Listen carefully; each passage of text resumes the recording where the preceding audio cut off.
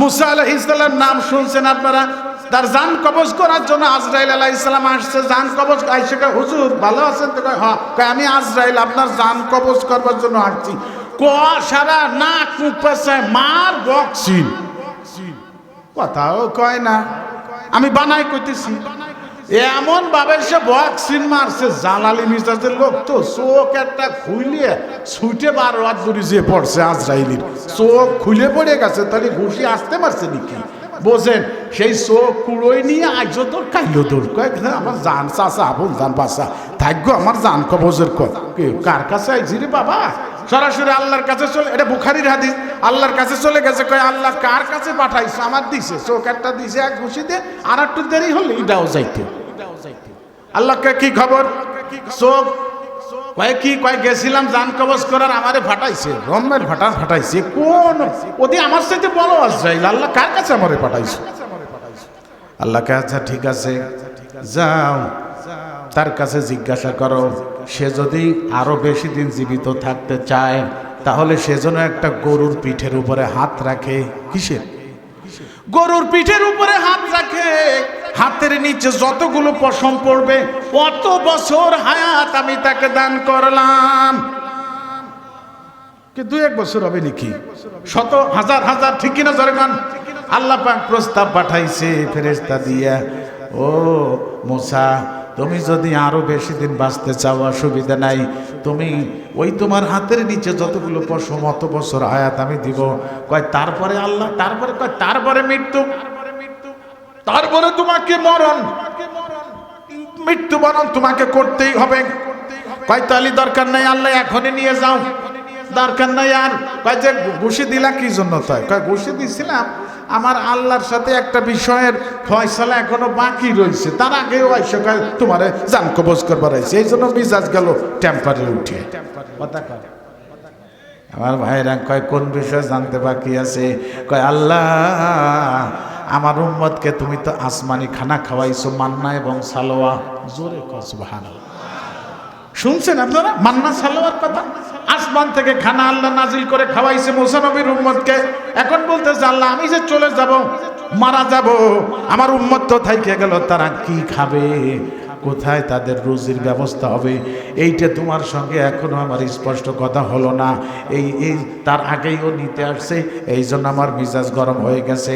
অনেক সময় দেখেন না চেয়ারম্যান বদলে গেলে ভিজিটিং কার্ডও বদলি হয়ে যায়, ঠিক কিনা? আমার ভাইজান এখন আল্লাহ পাক বলতে যাচ্ছে ঠিক আছে অসুবিধা নাই, এ মুসা তোমার হাতের লাঠি উঁচু করো। কয় উঁচু করলাম। কয় মাটিতে বাড়ি মারো। মারলো মাটিতে বাড়ি, মাটি ফেটে পানি হয়ে গেল, পানি বের হয়ে আসলো। এইবার আল্লাহ পাক বলেন পানিতে বাড়ি মারো। একটা পানির উপরে বাড়ি মারলো, পানির সরে একটা পাথর বের হয়ে আসলো। আল্লাহকে পাথরে আর একটা বাড়ি মারো। পাথরে যখন বাড়ি মারছি তাকায় দেখে ওই পাথরের ভিতরে সুন্দরভাবে একটা ঘাস, কচি ঘাস, একটা পোকা বসে আরামে খাইতেছি। এ পাথরের ভিতরে কচি ঘাস, পোকা সে জায়গায় বসে বসে খাইতেছে। মানে আল্লাহ পাক বুঝাই দিলেন হে মুসা, রুজি তোমার উম্মতের রুজির ব্যাপারে তোমার কোনো চিন্তা করা লাগবে না, ওর জিম্মাদারি আমি গ্রহণ করেছি। জোরে কসবান। ওমা মিন দাব্বাতিন ফিল আরদি ইল্লা আলাল্লাহি রিজকুহা। দুনিয়াতে এমন কোনো প্রাণী নাই যার রিজিকের জিম্মাদারি আল্লাহ পাক নিজে গ্রহণ করেন নাই। এটা কার কথা? আর একটু জোরে বলেন। এইবার মুসা আলাইহিস সালাম কি বলেন? আল্লাহ আচ্ছা তাহলে এবার বুঝতে পারছি আর আমার বাঁচার দরকার নাই, তুমি এইবার আজরাইলকে পাঠাও, আমি যাওয়ার জন্য রেডি। জোরে সুবহানাল্লাহ। হে আমার ভাইয়েরা, তাহলে আগামী কালকে কি ইনকাম হবে, কি উপার্জন হবে, আপনার কি রুজি হবে, এই বিষয়টা একমাত্র আল্লাহ পাক ছাড়া দুনিয়ার কোনো মানুষ জানে না। ৫ম নম্বরের কথা আল্লাহ পাক বলেন মা তাদরি নাফসুম বিআই আরদিন তামুত। আল্লাহ পাক বলেন কোথায় তোমার মরণ হবে, কোথায় তোমার কবর হবে, একমাত্র আমি আল্লাহ ছাড়া আর কেউ জানে না। ঠিক কিনা জোরে কোন? কোথায় আমার মরণ হবে? বাড়ি হবে না, পথে হবে না, মাঠে হবে নাকি হাসপাতালে হবে? ওরে আল্লাহ নাকি নদী পথে বাসে লঞ্চে স্টিমারে সফরে কোথায় আমার মরণ হবে আর কোন জায়গা আমার কবর হবে, কোথায় আমার লাশ দাফন হবে, এইটা আল্লাহ ছাড়া দুনিয়ার কোনো মানুষ বলতে পারে না। কথা কোন ঠিক কিনা? কোন জমিনের মাটি আমার হবে গোরস্থান, কাদের চোখের জলে আমি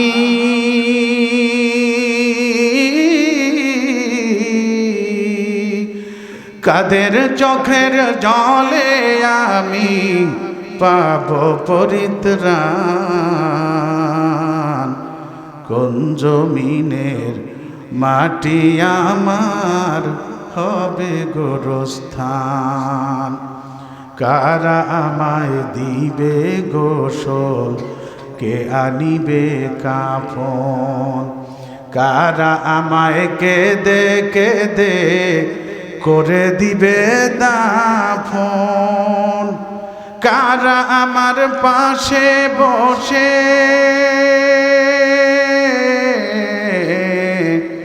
কারা আমার পাশে বসে শোনাবে কোরআন, কোন জমিনের মাটি আমার হবে গোরস্থান, কার কাঁধে চড়ে আমি কবর দেশে যাব, জানি না কার মোনা যাতে খোদার রহম পাব, কার কারণে করবে ক্ষমা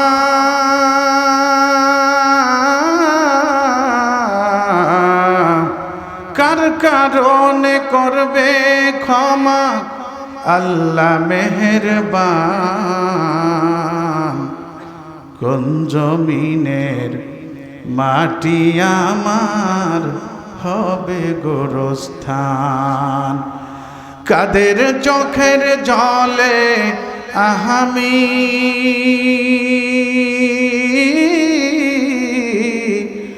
কাদের চোখের জলে আমি পাব পরিত্রাণ, কোন জমিনের মাটি আমার হবে গোরস্থান।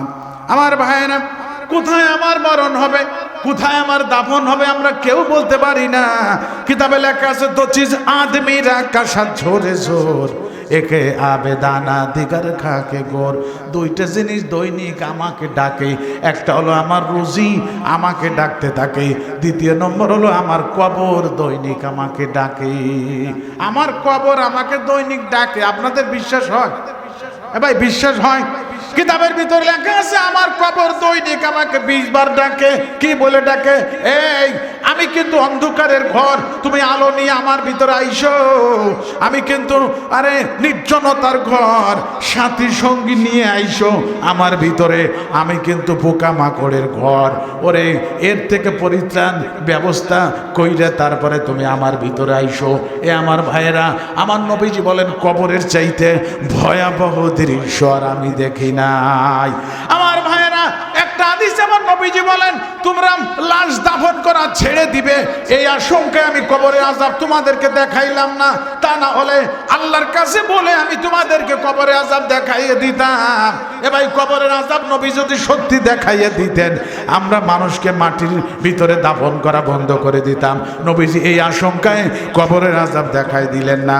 ওরে আল্লাহ, সহিহ বুখারীতে একাধিক হাদিস আসছে কবরের আযাব সম্পর্কে। আমার নবীজি একটা হাদিসে বলেন, হিন আমার রবি কবর রহিন ইন্নাহুমা লা ইউআযাবান। নবীজি একটা কবরের পাশ দিয়ে যাইতেছিলেন, আরে আল্লাহ নবীজির চেহারা মুবারক বেজার হয়ে গেল, মলিন হয়ে গেল। সাহাবীরা কারণ জিজ্ঞাসা করলে নবীজি বলেন, আমি দেখতে পাইতেছি এখানে দুইটা কবর আছে, এই দুইটা কবরে ভয়াবহ আযাব হইতেছে। নবী বলেন, দুইজনের দুইটা গুনার কারণে কবরের মধ্যে আযাব হইতেছে। যেই গুনাহ থেকে বেঁচে থাকা তাদের বড় ধরনের কোনো ব্যাপার ছিল না। একজনের কবরে আযাব হইতেছে ওয়াকানা লা ইয়াস্তানজিহু মিনাল বাউল, পেশাব থেকে পবিত্রতা অর্জন করে নাই, এই কারণে তার কবরের মধ্যে ভয়াবহ আযাব হইতেছে। আর একজনের কবরে আযাব হইতেছে ওয়াকানা ইয়ামশি বিন নামিমা, নবী বলেন সেই লোকটা চগলখুরি করে বেড়াইতো, সমাজের ভিতরে চগলখুরি করে বেড়াইতো। একজনের কবরে আযাব হইতেছে পেশাব থেকে পবিত্রতা অর্জন না করার কারণে। আমাদের দেশে কত যুবক, কত মানুষ পেশাব করে থুড়ি দিয়ে তারপরে উঠে চলে যায়, পানি ব্যবহার করে না, ঢিলে কলুক টিস্যু পেপার ব্যবহার করে না। বলেন দেখি পেশাবের ফোঁটা তার শরীরে লাগে, কাপড়ে লাগে? কথা কন না কে? লাগে না? না লাগে? এ ভাইজান, এটা সহিহ বুখারীর হাদিস। আমার উপর রাগ করলে কিচ্ছু আসে যায় না, যেই হাদিসের সত্যতা সম্পর্কে কোনো সন্দেহ নাই। ওরে আল্লাহ, নবীজি বলেন পেশাব থেকে পবিত্রতা অর্জন না করার কারণে তার কবরের মধ্যে ভয়াবহ আযাব ভোগ করা লাগবে। এ আমার ছোট ভাই, তুমি কি পারবে নাকি কবরের ভয়াবহ আযাব সহ্য করার জন্য? খবরদার, এখন থেকে তওবা করো। পেশাব করার পরে ঢিলে কুলুক ব্যবহার করবা, টিস্যু পেপার ব্যবহার করবা, পানি দিয়ে পরিষ্কার করে ধুবা। ঠিক কিনা জোরে কর? বন্ধুরে, আর এক ব্যক্তির কবরে আযাব হইতেছে। নবী বলেন ওয়াকানা ইয়ামশি বিন নামিমা, চগলখুরি করে বেড়াইতো। চগলখুরি মানে হলো ঝগড়া বাঁধাইয়ে বেড়াইতো। চগলখুরি করা মানে ঝগড়া বাঁধানো। এক আছে ঝগড়া করা, ঝগড়া করা আর ঝগড়া বাঁধানো কিন্তু এক কথা না। কথাও কয় না। ঘুমাইছে নাকি? একটু হা হু কইয়েন দেহি। এ ভাই, ঝগড়া করা হলো এক গুনাহ, আর ঝগড়া বাঁধানো আর এক গুনাহ। সে ঝগড়া করে না, সে খালি ঝগড়া বাঁধাই দিয়ে দূরে বসে লাগবিল কি লাখ, লাগবিল কি লাখ। এরকম কিছু বিটিরে আছে, সেই স্বামী স্ত্রীর ভিতরে ভালো সম্পর্ক, শাশুড়ি বিটার বউ ভালো সম্পর্ক, পাশের এক বিটি বেহা, সে বেহা বিটি যাইয়া ওই টুপ করেছে, সব বিটারে বাড়ি না থাই বিটার বউ কান ফোলা দিয়েছে। কয় এ শুনছিস না কি রে বাপু? কয় কি? কয় তোর শাশুড়ি তোর যা বদনাম কালকে আমাকে বাড়িতে কইছে, ও পাতে নেওয়া যায় না। কি লো, তুই এত খারাপ? কয় কি? কয় আমার শাশুড়ির আমি এত খেদমত করি, সব সমান নিজের মার মতো তারে ভালোবাসি, শ্রদ্ধা করি, সে আমার বিরুদ্ধে এত কথা কইছে, যা আজকের থেকে খেদমত করা ছাড়িয়ে দিলাম। কথা কন না কে? আবার একদিন ওনার শাশুড়ি গেছে, ওনাকে বাড়ি চান্স পাইছে, পান বাইরে হচ্ছে, গুল বাইরে হচ্ছে 2 কৌটো। কয় নো লবু একটু গুল নাগা। কথা কয় এখন সে চান্স পাই, কয়েছে এই ও বিটার বউ না কোহাইতে আজরাইল ধরি আছিস? কয় কে? কয় সেদিন তোর নামে যা কইলো ও পাতে নেওয়া যায় না রে, কোহাইতে শালার 10 জাল ধরি আছিস, একটা মেয়ে লাগেছে এত হানি তোর নামে গাইয়ে গেল। কয় কি? আমি আমার বিটার বউরে আমার মাইয়ের মতো আদর করি, স্নেহ করি, সে আইসে তোর কাছে আমার বিরুদ্ধে কইছে, যা ওরে দিলাম আমি আজকে একেবারে আলাদা করে দিলাম, মনের তোরে আলাদা করে দিলাম। এখন শাশুড়ি বিটার বউ ঠেসমেস করে, ঝগড়া বাঁধে, আর উনি বাড়ি বসে কুটকুট হয়ে আসে, কয় লাগবিল কি লাগ। কথা কন না কে মিয়া? ঝগড়া বাঁধানো এলো একটা অপরাধ। আমার নবীজি বলেন দুইজনের মধ্যে মহব্বতের সম্পর্ক ছিল, যেই লোকটা চগলখুরি করে দুজনের ভিতরে শত্রুতাই বাঁধাইয়ে দিল, মহব্বতের সম্পর্ক নষ্ট করে দিল, এই কাজ যারা করবে কবরের মধ্যে ভয়াবহ আযাব ভোগ করা লাগবে। কথা কয় আমার ভাইয়েরা। আরে আল্লামা মুফতি আব্দুল গফফার সাহেব হুজুরের বেগম একটা বই লিখেছে, তার ভিতরে এই ঘটনাটা উল্লেখ করছে। একটু বলবো, হয়তো আপনাদের মনেও থাকতে পারে, তারপর আর একটু স্মরণ করাই দেই। এক লোক গেছে কিসেন আনবার, আপনারা কিসেন আনবার যান না? ফরিদপুর কিসেন কিনবার গেছে, তা যাইয়া বলছে যে আমার কিসেন কিনবার আইছি। তা একটা ছেলে যুবক, চেহারা ছবি ভালো, খুবই ভালো। তো এই কিসেনের মালিক যে কয় এই ছেলেটা এত কাম পারে, এত ভালো, সর্বদিক দিয়ে সে এক, কিন্তু একটা দোষ আছে। কয় কি? দোষটা হলো খালি চগলখুরি করে। কি করে? এই একটা দোষ আছে, আর কোনো দোষ নাই, কিন্তু কামে কাইছি সেরা, ফার্স্ট। এই মালিক দেখে যে কিসেন আর পালাম না, একটা সওয়াল চেহারা ছবি ভালো, কাম কাজও ভালো করে, একটা দোষ তো ওথায় থাকে যে আমি নিব না আমার কামের জন্য। কাম যদি ভালো করে তাহলে ওই এক দোষ দিয়ে পানি খাবো নাকি আমি? যাও, যে কয়টা লাগে দিবানি, চলো। নিয়ে আসছে বাড়ি আসার পরে সত্যি তার কাম এত কাজ করে, সংসারের নিজের সংসার মনে করে কাজ করে।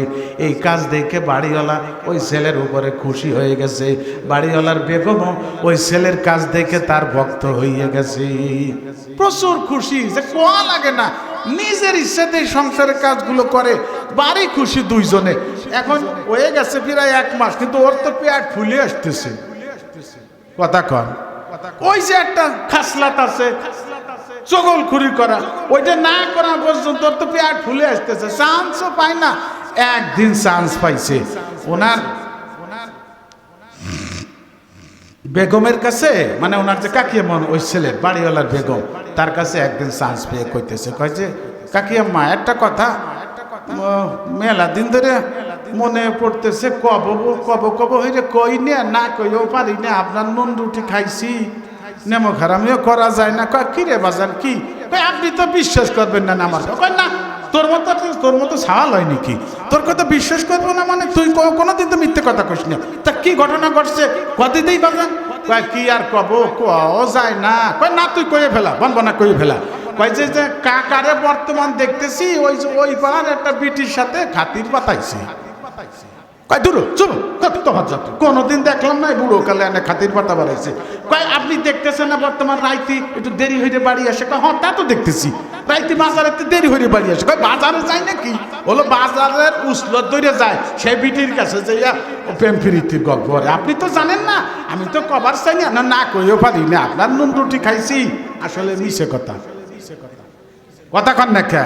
ওই যে সকল করি দুজনের ভিতরে ঝগড়া বাঁধাবি হলো, তাই দেখবি চাইয়েছে ওর আরাম দেখবি, শয়তানের আড্ডি। এ ভাই আমারে থুয়ে চলে যাবেন আপনারা? আমি যতক্ষণ থাকবো ততক্ষণ এখানে থাকবেন আপনারা?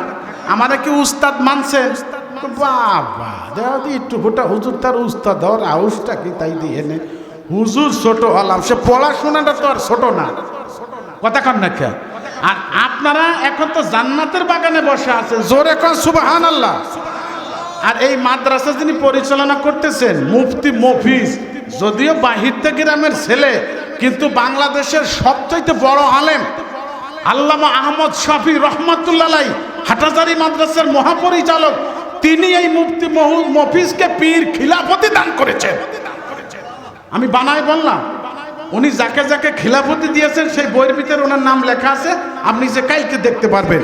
তাহলে কি মনে করেন, যদিও অল্প বয়স্ক আপনাদের সন্তানের মতো, কারো ছোট ভাইয়ের মতো, কিন্তু তার মর্যাদা কিন্তু অনেক ঊর্ধ্বে, বলুন আল্লাহু আকবার।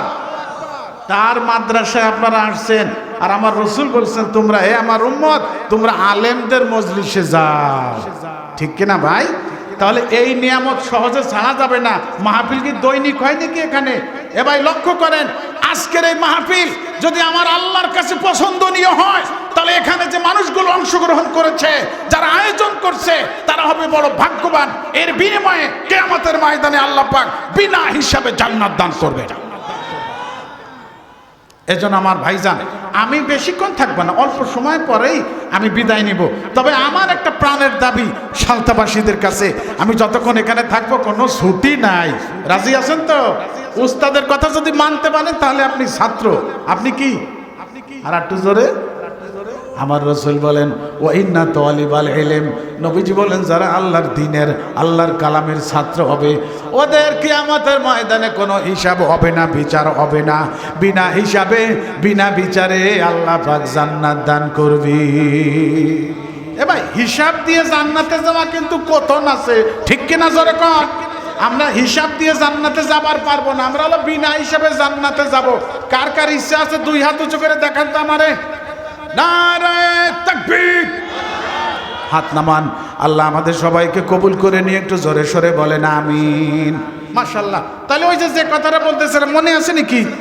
কাকির কাছে কি কইছে? কয় যে কাকা বর্তমান প্রেম প্রীতি করতেছে ওই পাড়ার এক বিটির সাথে। এখন এই কাকির মাথা বেরেনের ভিতর দাগ কাটছে। কয় তাও আবারও পারে, বিটা মানসির মন ওই কোয়া যায় নাকি? বুড়ো আর গুড়ো হলি কি হবি? বর্তমানে রাইতি যে দেরি হয়ে বাড়ি আসতেছে তা আবারও পারে। আর এই শ্যামলা তো কোনো সময় মিছে কথা কয় না, সত্যি কথাই কয়, আবারও পারে। আরে বাজান তাহলে এই বুড়ো কালে আমার কপাল পুড়িয়ে গেল। ও রে আমার আল্লাহ রে বাবা রে ভাই, বিটির কান্দন যদি উড়ে আল্লাহ, সে বাটি আলি সুর, কথা কন ঠিক কিনা? আমি কি এই জায়গার কথা কইতেছি না, এই জায়গার বিটিরে আমার আবার অভিশাপ গাইলে ধুয়ে দিবেন, বলে আমাকে অধিকের কথা কই। রাগ হইতেছেন আপনারা? এখন ওই ছেলে কয় কাকি অত কাইন্দেন না, দিবা পুয়ের ওষুধ আমার কাছে আছে। কয় কি কলি বাজান? এর ওষুধ তোর কাছে আছে? কয় হ্যাঁ, আমি একটা তাবিজ দিব আপনারা, এই তাবিজটা আপনি সাথে রাখবেন, দেখবেন কাকা ওই মেয়ের কথা ভুলে গেছে আর আপনার মুড়ি দইয়ে গেছে। কয় তলি বাজান যত টাকা লাগে আমি বাপের বাড়িতে টাকা আইনে দিলেও তোরে দিবানি, তুই আমারে সেই তাবিজটা দিয়ে আমার বাজান ভালো আমারে বাসা। কয় কাকি আপনার নুন রুটি খাইছি, আপনার কাছ থেকে তাবিজের পয়সা দেবো নাকি? আমি তাবিজ আপনারা দিলাম মাগনা। তাবিজ একটা দিয়ে কয় কি, কয় যে একটা শর্ত, তাবিজ ভর্তি হবে হলো কাকার একটা দাড়ি কাইটিয়া, দাড়ি দিয়ে তাবিজ ভর্তি। কয় যে 8 টাকা না 10 টাকা কাটলি বাকি, সে যখন ঘুমায় থামে ওই সময় দাড়ি কাটতে তাবিজ ভরবো, এটা কোনো ব্যাপার না বাবু, ও আমি ঠিক পারি। কয় তাহলে ঠিক আছে কাকা, আজকে যে সময় ঘুমায় রাইতি আপনি একটা দাড়ি কাটতে তাবিজি বইরে তারপরে আপনি গলায় নিয়ে থুয়েন, নাহলে মাজায় নিয়ে আল্লাহর রহমতে কাজ হয়ে যাবে না। ও কাকিরে এই কান পড়া দিয়ে ও চলে গেছে বাজারে। এখন কারে ধরবে? ওই কাকারে যে কান ফোড়া দিয়েছেন বাজারে চলে গেছে, ও খুশিতে বাঘ বাঘ পায়রা কয় দিছি কাম হয়ে গেছে। এখন কাকারে কাম বানাবার পারলি ও সফল। কাকার কাছে যে কয় যে কাকা চা খান নাকি? কয় হ।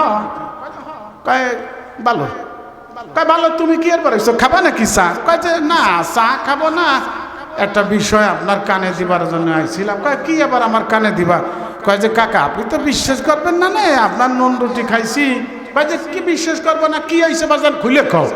কয় যে আজকে কাকি ওই বলার একটা ছেলের সাথে রাইতি বাইরে চলে যাবে, আপনারা জব হইলে থুইয়ে তারপরে চলে যাবি। আমি সেইটা শুনে এক দৌড়ে আপনারে জানা বাড়াইছি, আপনারে বাসা বাড়াইছি। কাকা আপনার নুন রুটি খাইছি। কয় শুভ, কোনোদিন যা দেখলাম না, কোনোদিন শুনলাম না, বুড়ো কালে আমার বউ বেরিয়ে যাবে।